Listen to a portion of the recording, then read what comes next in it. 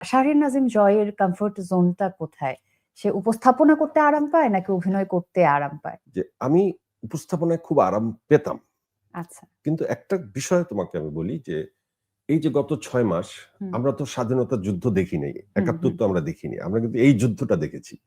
অনেক মানুষ শহীদ হয়েছে, একটা নতুন দেশ আমরা দেখছি এবং অস্থির, এখন সবাই আমরা অস্থির। এই অস্থির সময় কিন্তু আমাদের নিজস্ব সময় কেটেছে নিজেকে গবেষণা করার, নিজেকে জানার। আমি কিন্তু অনেক ভুল ভ্রান্তি নিজের খুঁজে পাই। আমার কাজের, আমার কথার, আমার উপস্থাপনার। আমি অনেক ভেবে দেখেছি যে আমি জেনে না জেনে অনেক মানুষকে কষ্ট দিয়েছি উপস্থাপনার মাধ্যমে, এবং এই চেয়ারটি আচ্ছা। এমন একটি চেয়ার, তুমি যে বসছো আজকে, তুমি আমাকে প্রশ্ন করছো, তোমার প্রতিটি প্রশ্নই কিন্তু ভয়ঙ্কর যদি আমি উত্তরটা সঠিক না দিতে হুম, পারি। হুম, তোমার যেকোনো একটি প্রশ্ন থেকে আমাকে নিয়ে ব্যাপক তোলপাড় শুরু হতে হুম, পারে। সবাই তো আর উত্তর দিতে জানবে এটা ভাবা ঠিক না। আমি কঠিন প্রশ্ন করেছি, অনেকেই বিপাকে পড়েছে হুম, এবং তারা কষ্টও পেয়েছে। আমার সেলফ রিয়ালাইজেশন হয়েছে যে এই কাজটা অনেক মানুষের মনে কষ্ট দেয়, যেটা যেইভাবে আমি প্রশ্ন করি।